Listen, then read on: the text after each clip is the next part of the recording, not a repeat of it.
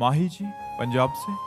राधे राधे महाराज जी। महाराज जी, जब हमें भगवत साक्षात्कार होने वाला होता है तो क्या कोई अलग स्थिति आती है जिससे हमें पता चले कि अब हमें भगवत साक्षात्कार हो जाएगा?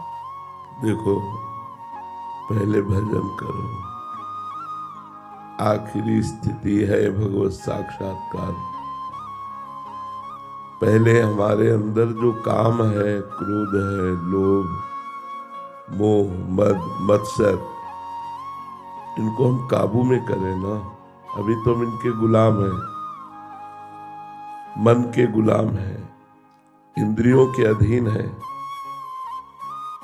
अब हमारी स्थिति का कहरान आता हो और हम पीएचडी की बात करें, ऐसे आप भगवत साक्षात्कार की उन लक्षणों की बात करती जो सिद्ध पुरुषों में प्रकट होते हैं, पर स्थिति अभी नहीं है ना।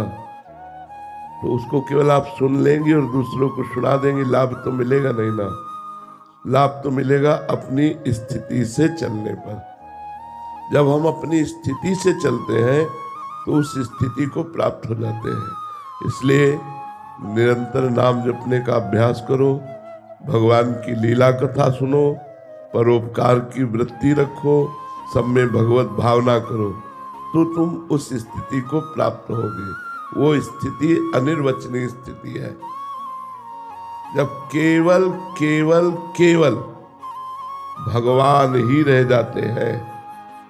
मन, बुद्धि, चित्त, अहम, ये सब भगवान में तन्मय हो जाता है। कोई भी विकार, कोई भी दोष किंचन मात्र हृदय में नहीं रह जाता, तब भगवान का साक्षात्कार होता है। भगवान वाल्मीकि जी महाराज वर्णन करते हैं, काम क्रोध मद मान न मोहा, लोभ न क्षोभ राग नहीं द्रोहा, जिनके कपट दंभ नहीं माया, तिनके हृदय बसहु रघुराया। जहां कामादि दोषों का अंत हो गया है, कामादि मद दम्भ न जाके, तात निरंतर बस में ताके। बहुत बड़ा शत्रु है ये काम। बातें बना लेना अलग बात है, लेकिन इस शत्रु को परास्त करना केवल भगवान के भजन में ही सामर्थ्य है।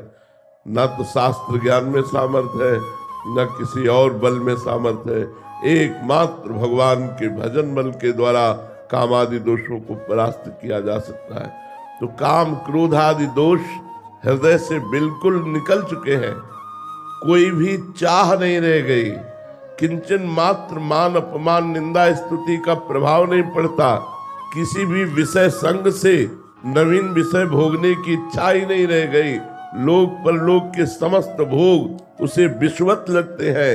एक एक क्षण जिसका प्राण प्रभु से मिलन के लिए व्याकुल हो गया है, वो भगवान का साक्षात्कार करता है। बात समझ में आ रही? पहले खूब नाम जप करो, शास्त्रों का स्वाध्याय करो, सत्संग सुनो, परोपकार करो। पहले हृदय निर्विकार हो, तब निर्विकार हृदय में परमात्मा का प्रादुर्भाव होता है।